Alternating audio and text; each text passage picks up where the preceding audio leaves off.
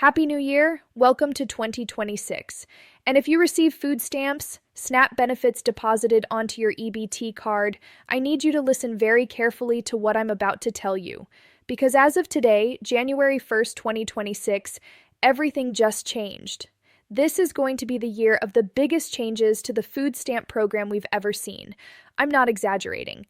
Across the country, approximately 42 million Americans rely on SNAP benefits, and roughly half of them, about 20 million people, are going to be directly impacted by new rules rolling out right now. We're talking about 18 states implementing brand new purchasing restrictions, an estimated 120,000 products potentially banned from EBT purchases, and a rollout that starts today in 5 states with more coming every month through 2026.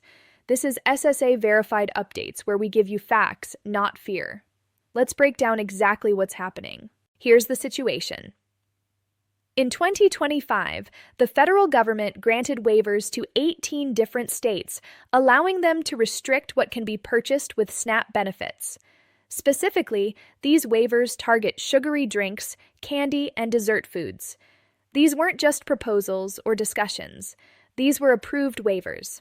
And now, as of January 1st, 2026, the first 5 states have officially implemented these restrictions.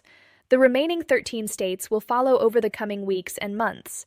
This means that when you go to the grocery store and try to purchase certain items with your EBT card, those purchases will be denied.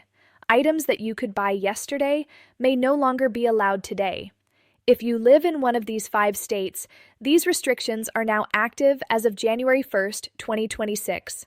Indiana, Iowa, Nebraska, Utah, West Virginia. If you're in one of these 5 states and you receive SNAP benefits, you need to be aware that the rules have changed literally today. When you go grocery shopping, certain items that were allowed before are now restricted. The remaining 13 states with approved waivers will implement their restrictions throughout 2026, with most coming online within the first 4 to 6 months of the year.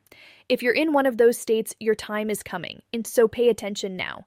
The waivers target 3 main categories of products: sugary beverages, sodas, energy drinks, sweetened teas, sports drinks, and other sugar-added drinks; candy, all types of candy and confectionery products; dessert foods, prepared cookies, cakes, pastries, and other sweet-baked goods. Estimates suggest that up to 120,000 individual products could be affected by these restrictions across participating states. That's a massive number of items that will no longer be purchasable with your EBT card. The stated goal of these restrictions is to promote healthier eating and reduce obesity and diet-related health problems among SNAP recipients. Whether you agree with that goal or not, the rules are now in effect. Here's where things get complicated, and I need to be honest with you about this. The rules are not uniform across all 18 states. Each state has implemented their waiver differently. Some states are only banning sugary beverages. Some states are only banning candy and dessert foods. Some states are banning both. And the definitions of what counts as a sugary drink or dessert food vary from state to state.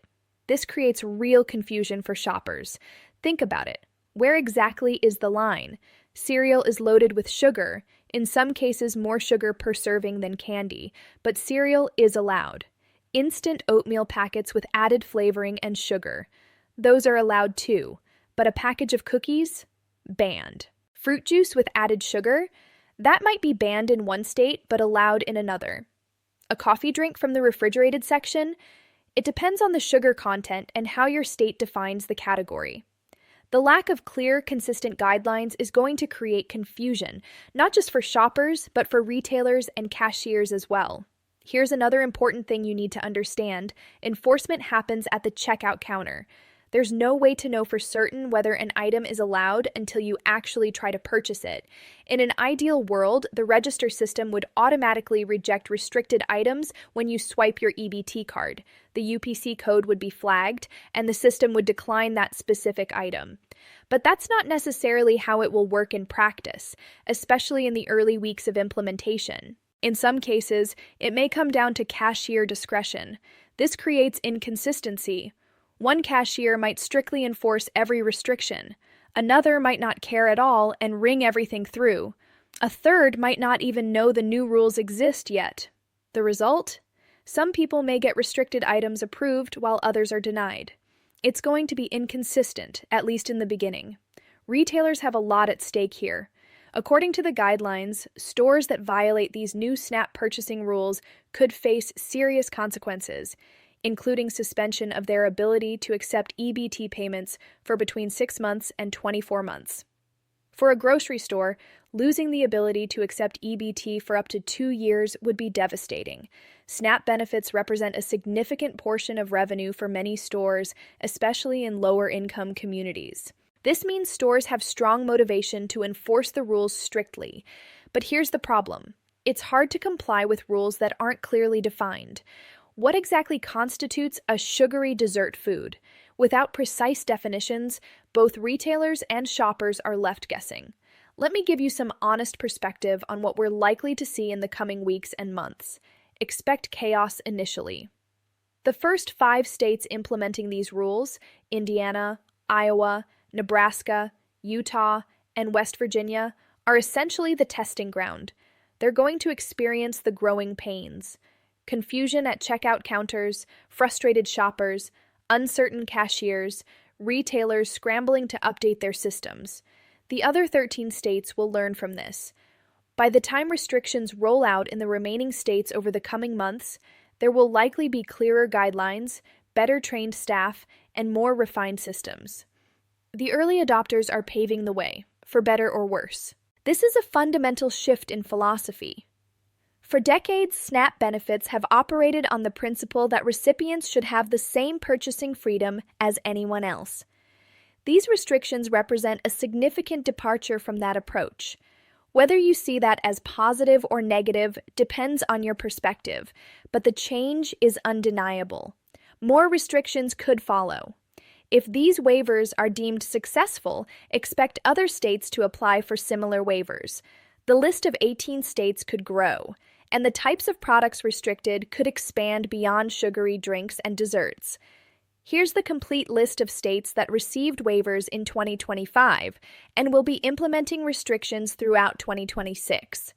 If your state is on this list, restrictions are coming, if they haven't started already. Now, active. January 1st, 2026. Indiana, Iowa, Nebraska, Utah, West Virginia. Coming in early 2026, the remaining 13 states will implement their restrictions over the coming months, with most going into effect within the first half of the year. Check with your state's SNAP office for exact implementation dates. If your state is not on the list of 18, these restrictions do not currently apply to you. However, that could change if your state applies for and receives a waiver in the future. Here's practical advice for SNAP recipients as these changes take effect. Check if your state is affected. If you're in Indiana, Iowa, Nebraska, Utah, or West Virginia, restrictions are active now. If you're in one of the other 13 waiver states, find out when your restrictions begin. Understand your state's specific rules. Each state's restrictions are different. Contact your local SNAP office or check your state's website for details on exactly what's restricted. Be prepared for checkout issues. In the early weeks, there will likely be confusion. If an item is declined, don't argue with the cashier. They're just following the rules as they understand them. Have a backup plan. If you regularly purchase items that might be restricted, consider alternatives. If those items are important to you, you'll need to pay for them separately with cash or another payment method. Stay informed. The rules may be clarified or adjusted as implementation proceeds. Keep checking for updates from your state SNAP office. These SNAP restrictions are part of a broader conversation happening across government programs right now. There's increasing focus on how benefit programs are structured and what conditions come attached to them. For the 42 million Americans who rely on SNAP benefits, this is personal. Food assistance helps families put meals on the table. Any changes to the program, whether you view them as positive health measures or unnecessary restrictions, affect real people's daily lives. If you also receive Social Security, SSI, or SSDI benefits, You may be managing multiple programs with different rules. The complexity can be overwhelming. That's why staying informed matters. So, there you have it. As of January 1st, 2026, SNAP purchasing restrictions are now in effect in 5 states, with 13 more coming throughout the year. Up to 120,000 products could be affected, and about 20 million SNAP beneficiaries will see direct impacts to what they can purchase with their EBT cards. This is going to be a year of change for the food stamp program. The first few weeks and months will likely be bumpy as everyone, shoppers, retailers, and government agencies, figures out how these new rules work in practice. At SSA Verified Updates, we'll continue monitoring these changes and bring you updates as the situation develops. When rules change, when new states implement restrictions, when clarifications are issued, you'll hear about it here. Happy New Year, and here's to navigating 2026 together. I'll see you in the next update. Take care.